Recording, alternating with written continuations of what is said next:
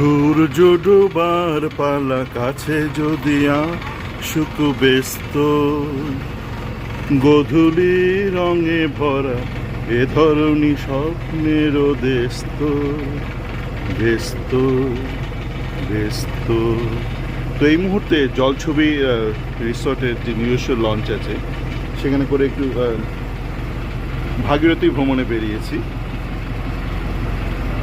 তো ভাগীরথী নিয়ে একটু বেশ মজার একটু জ্ঞান অর্জন করলাম একটু আগেই। তো আমি আজকে লাঞ্চ করতে করতে এই রিসর্টের রেস্টুরেন্টে জিজ্ঞেস করলাম যে এই নদীটা কি হুগলি নদী? তো যিনি খাওয়ার পরিবেশন করছিলেন তো উনি বলে না না এটা ভাগীরথী। বোট স্টার্ট করেছে লঞ্চ, বলে না না এটা ভাগীরথী। তাই না কী হলো কেসটা? গুগলে বলছে হুগলি, ইনি বলছেন ভাগীরথী, কেসটা কি?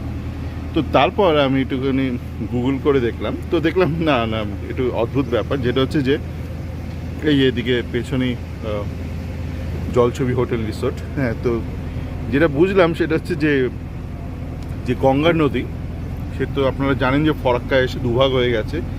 তার মূল ভাগটা গেছে হচ্ছে আপনার বাংলাদেশে পদ্মা নাম নিয়ে, আর আরেকটা ভাগ এসছে পশ্চিমবঙ্গে বা ভারতের মধ্যে, সেটা হচ্ছে হুগলি নদী। এবার হুগলিটা যখন প্রথম ভাগ হলো গঙ্গা, তখন কিন্তু তার প্রাথমিকভাবে তার নাম হচ্ছে ভাগীরথী। মানে এই অংশে, পশ্চিমবঙ্গের এই অংশে নদীটার নাম কিন্তু ভাগীরথী। তো এই নদীটাই যখন মানে বাংলার মধ্যে দিয়ে বয়ে চলেছে, তো নদিয়া ডিস্ট্রিক্টে আসার পর তার নাম হয়েছে হুগলি। সুতরাং আপনারা যদি গুগলে দেখেন যে এটা নাম হুগলি, কোনো ভুল নেই। যদি দেখেন কেউ বলছে এটা ভাগীরথী, একই, যাহা ভাগীরথী তাহাই হুগলি। ডুবুডুবু করছে সূর্য এই মুহূর্তে, সুন্দর হাওয়া দিচ্ছে। আর এই মুহূর্তে নৌকোয় আমাদের যে গাড়ির চালক, সে এখন খুবই চিন্তিত তার এসআইআর নাম উঠেছে কিনা, তো সেটা চেক করা হচ্ছে তার এসআইআর নাম উঠেছে কিনা। আশা করি উঠেছে, ওটা উচিত। তো এই ফাঁকে একটু দেখে নি কিরকম লাগছে। একটু বাদে সূর্য ডুবে যাবে।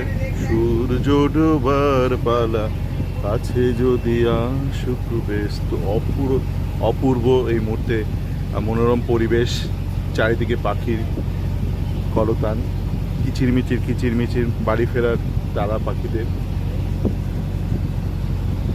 তার মাঝে বোট চলেছে ভাগীরথীর বুক চিরে বা হুগলির বুক চিরে। এই মুহূর্তে ভাগীরথী বলতেই বেটার লাগছে, বেশি ভালো লাগছে। সুন্দর ফুরফুরে হাওয়া। তো এই মুহূর্তে নদীর ওপর দিয়ে পেরোচ্ছি আমরা। এই স্পটগুলোতেই কালকে আসবো। রাজবাড়ি, বোধহয় এটাই রাজবাড়ি, আর ইমামবাড়া আমার বলা হলো, আমি শিওর নই। কালকে এলেই জানতে পারবো। কালকে যে পারে আমাদের হোটেলটা, সেই পারেই রয়েছে এই স্পটগুলো। তো এখন নদীর ওপর দিয়ে যাচ্ছি আমরা। এটা আলাদাই একটা মজা, নদীর ওপর দিয়ে দেখতে দেখতে যাওয়া। এইগুলো রিভার ক্রুজ। তো এই মুহূর্তে রাজবাড়ি, ইমামবাড়া পেরোচ্ছে, এগুলো কালকে দেখবই। তো দারুণ ফুরফুরে হাওয়া এই মুহূর্তে ভাগীরথীর ওপর। আর ভাগীরথীর জলটা কিন্তু এখানে সে আমাদের হুগলির মতন নয়, মানে হুগলি এতে করে আমরা যেটা বলছি একই নদী, এটা নদিয়া পেরোনোর পর এর নাম হুগলি হয়ে যাচ্ছে। তো এখানে কিন্তু জলটা অনেকটা পুকুরের জলের মতন একটু সবুজ সবুজ ভাব রয়েছে।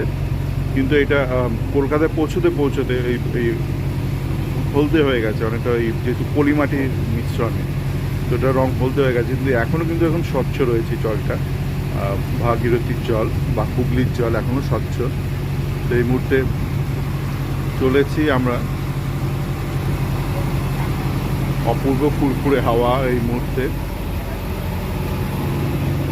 জানি না মানে কলকাতা থেকে ডাইরেক্ট কেন কোনো বোট সার্ভিস নেই। এটা কিন্তু কন্ডাক্টেড ট্যুর সুন্দর হতে পারে কলকাতা থেকে একদম মুর্শিদাবাদ।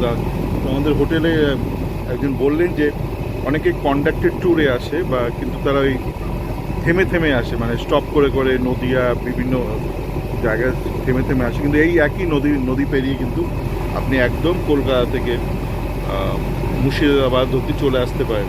কোনো ডাইরেক্ট সার্ভিস নেই, মানে কোনো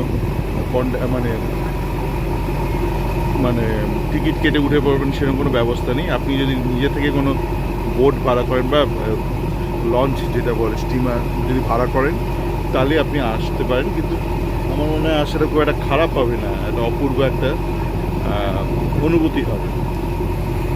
এটা এই মুহূর্তে আমরা এই রাস্তা বলছি ভাগীরথী বাঁদিকে পড়ছে হীরা ঝিল, সিরাজের প্রাসাদ। তো আমাদের যিনি গাইড রয়েছেন, গাইড নয় মানে উনি চার্জে রয়েছেন, উনি বললেন যে এটা হীরা ঝিল, এখানে সিরাজের প্রাসাদ ছিল। তো ওটা এখন নদীর ভাঙনে নিচে, তো কিছু কিছু দেখাই যাচ্ছে আর্কিটেকচারাল যে রুইন্স রয়েছে।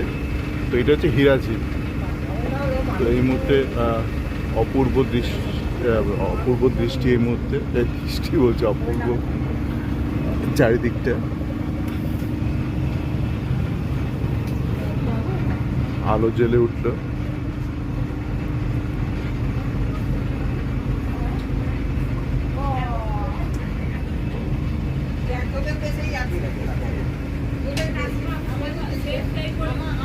বিকেলের শেষ আলো একটু থাকো, গোধূলি রঙে ভরা স্বপ্ন যেও না গো, রাত যেন ছুটি নেয় তোমার আলোয়, তাই লাগে ভালো সোনার আলো। বিকেলের শেষ আলো একটু থাকো, গোধূলি রঙে ভরা স্বপ্ন যেও না গো, রাত যেন ছুটি নেয় তোমার আলোয়, তাই লাগে ভালো সোনার আলো।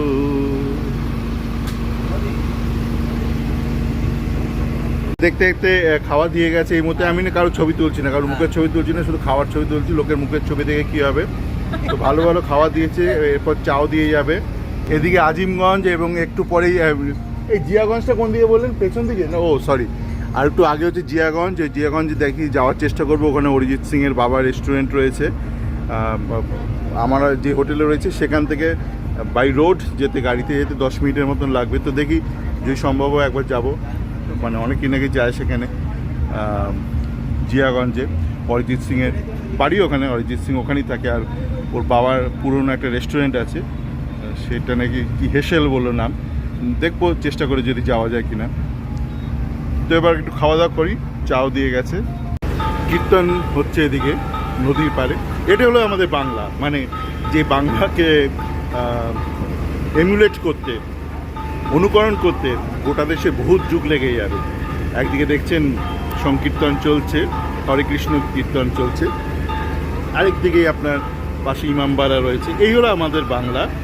যে বাংলাকে কপি করতে ইউপি, বিহার বা যত গোবলয়ের অশিক্ষিত রাজ্য আছে, অশিক্ষিতই বলছি, তারা কালচারালি ভীষণই অশিক্ষিত, তাদের কোনো বেঙ্গল রেনেসা ইকুইভ্যালেন্ট কিছু হয়নি, তাদের বহু যুগ লেগে যাবে।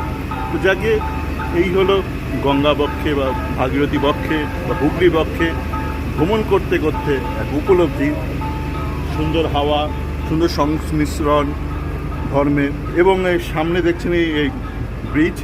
তো এই ব্রিজ দৌলতে এই মুহূর্তে নাকি শিলিগুড়ি যেতে যে দূরত্ব বা সময় লাগে সেটা নাকি প্রায় 40 মিনিট কমে যাবে।